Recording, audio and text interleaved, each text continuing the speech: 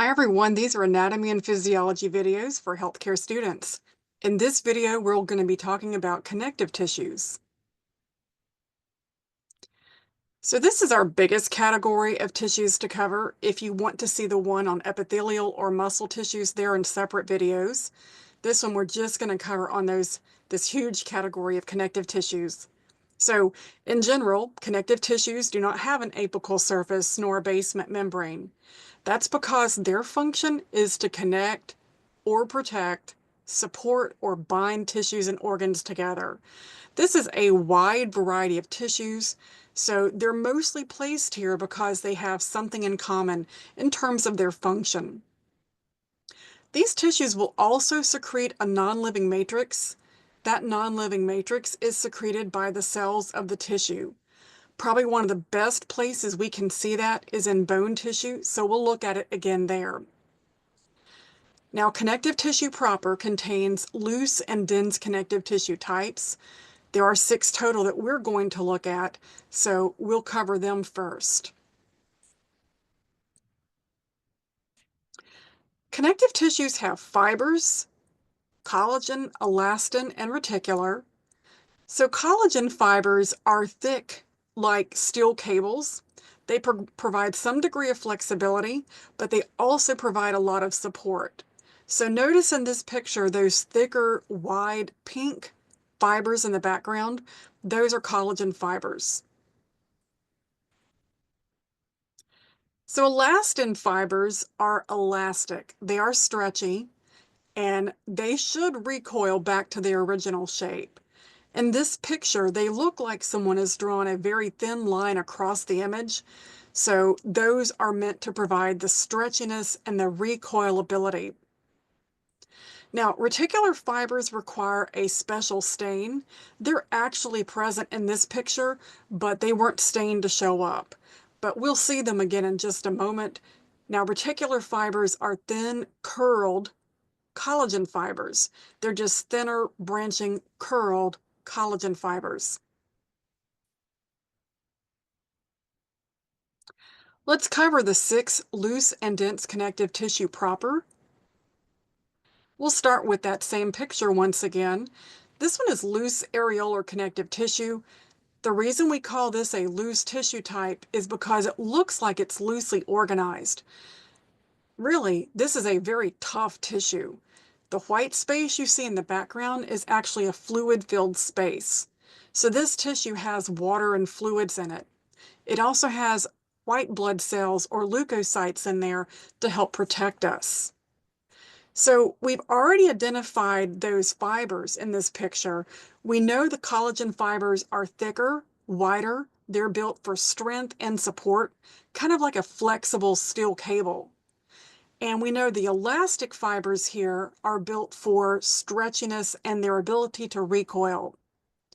Like we mentioned, those reticular fibers aren't showing up here. They're just thinner, branched, or curled collagen fibers. It does take a special stain to make those show up.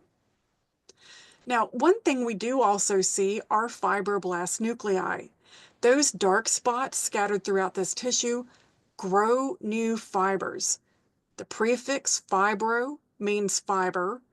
Blast means to build.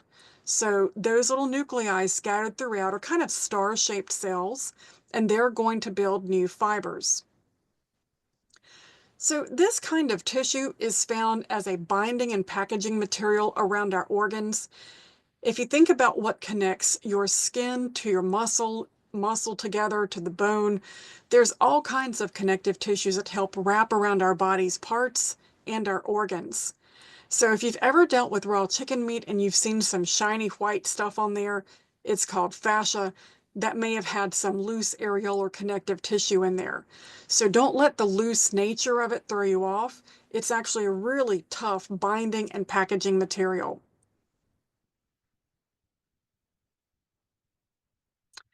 All right, so there's those collagen fibers, there's elastin fibers, and recall, you can't see the reticular ones because they require a special stain. But this one contains all 3 fiber types, even though you're not seeing those reticular fibers. This one is loose adipose, and loose adipose looks like cotton balls, marshmallows, even soap bubbles. So in this one, you've got these really large adipocyte cells that are storing fats in the form of triglycerides. So found wherever you have fatty tissue in your body, that could be under your skin in the hypodermis, cushioning around organs. Heck, this is even behind our eyes and in the fat pads behind our knees. So this particular tissue cushions. It also stores energy for when we need it. So there are collagen fibers here, but mostly what you're seeing are just large adipocyte cells that are storing fats.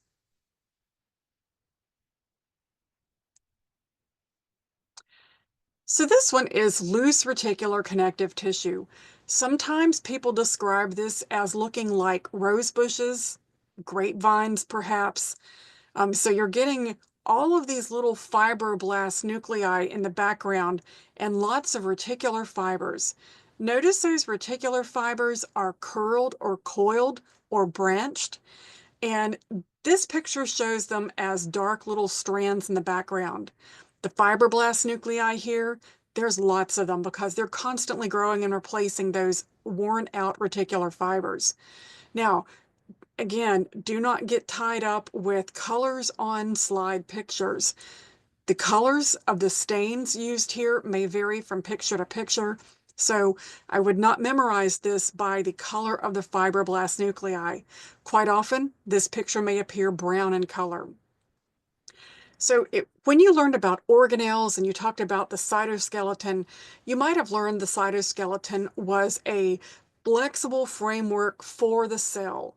Well, when we talk about this particular loose reticular kind of tissue, it serves more like a tissue skeleton for organs in our body. So I kind of think of it like a cytoskeleton, but on a larger scale, because notice the locations it's found: liver, lymph nodes, spleen, and bone marrow. Those are all soft organs that are assisted by this tissue skeleton.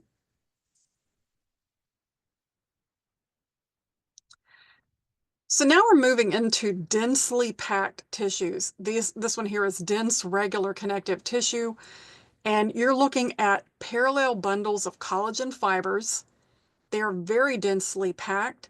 In fact, so densely packed that they are poor or slow to heal. It takes a lot for blood and its healing agents to migrate through this very tightly packed tissue. That's why injuries that damage tendons or ligaments can take a long time to heal. So parallel bundles of collagen fibers, these darkened spots are fibroblast nuclei. And hey, as a bonus, top right, what kind of connective tissue is that? Yeah, that upper right is loose adipose connective tissue. So this tissue binds parts together, muscles to bone, bones to bone. These are joint components. So ligaments bind bone to bone. Tendons bind muscle to bone, and aponeuroses are similar to tendons. They often bind muscle to bone. If you want a quick and easy way to remember what binds what together, just remember TMB, text me back, binds tendons, or whether tendons bind muscle to bone. Or Larry buys books, LBB, ligaments bind bone to bone. So just a couple of little tricks there to help keep those two straight. This one is dense, irregular connective tissue. You're looking at irregularly oriented bundles of collagen fibers as opposed to the parallel bundles seen in the previous image for dense regular connective tissue. So these irregularly oriented collagen fibers means that they can handle strength pulls or tugs from any given direction. Now, you also are seeing fibroblast nuclei scattered throughout this tissue. So this one is found in places like the dermis of our skin, binding your skin to your underlying muscle tissue. We may also find this one in joint capsules. But no matter how you pull or tug on this tissue, those irregularly positioned collagen fibers provide strength and support for this very tough and strong tissue type. So as a side note, when you think about leather products from animals are made from dense, irregular connective tissue. They are made from the dermis of the animal's hide. This is a good time to say, hey, if you find tissues to be confusing, if you're working with pictures or flashcards, take the similar ones, put them side by side, and convince yourself you can tell them apart. Also, avoid memorizing pictures by the colors. The stain is really what determines the color, and they can change the stain color on a test or a quiz, and that can be something to throw you off. Not intentionally, but it just can blow your mind if you have learned colors and stains applied to each one of these pictures. So for instance, on the left, you're looking at dense regular connective tissue. There's a fibroblast nucleus. Notice how they're kind of sparsely scattered throughout that tissue. And on the right side, you're looking at smooth muscle tissue. So keep in mind, those tissue types can be similar appearing, but in reality, you want to dive deeper into looking at the structure so you can differentiate them. Let's talk about the other kinds of connective tissues. This one is blood, and this blood smear actually contains no liquid or plasma. It has evaporated off of the slide before it's been fixated.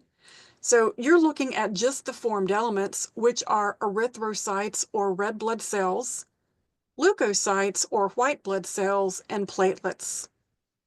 So it turns out that these red blood cells, like circled here, are the most common of our blood cell types. They are transporting oxygen and some carbon dioxide through our bloodstream. So they're shaped like a biconcave disc. They're anucleate, which means they have no nucleus. And after about 4 months, they're removed from circulation and recycled and replaced with new ones. So the majority of what's in this picture is red blood cell populations. White blood cells and platelets, let's talk about those. So there's a few white blood cells in this picture, one at the very bottom. Now they're easy to spot because they have a dark staining nucleus. So the nucleus is absent from the red blood cell. That is one great way to distinguish between red and white blood cells. So white blood cells are very specialized in what they do. That will be a topic for another video, but here we're just looking at the types of cells in general that we locate. And then finally, that little tiny cell fragment is a platelet, which helps us clot blood. So the function of blood is transportation. We can transport blood gases, nutrients, waste products. Those white blood cells also help protect the body. This is compact bone or osseous tissue.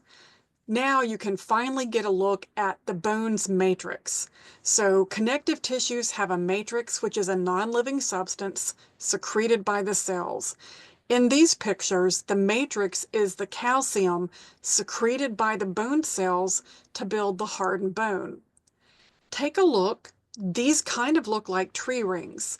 Those rings are created from calcium salts. You've probably heard dairy products, green leafy vegetables give you calcium in your diet. So your bone cells take the calcium from your bloodstream and deposit it into those rings. These rings are actually oriented into a little group. They're called an osteon. And this osteon contains the rings and the little canal in the middle. It is called a central canal or a Haversian canal. You also see a lot of osteocytes. Those are mature bone cells. They are maintaining bone tissue. They are not building, nor are they breaking down bone tissue. They're just hanging out there. They're trapped in the matrix, and they're helping to maintain that living bone tissue. So all the dark spots you see, with the exception of the big canals in the middle, those are all osteocytes. Now, there's another kind of bone tissue called spongy bone. I don't cover that one in this video, but we'll cover it later in another bone video.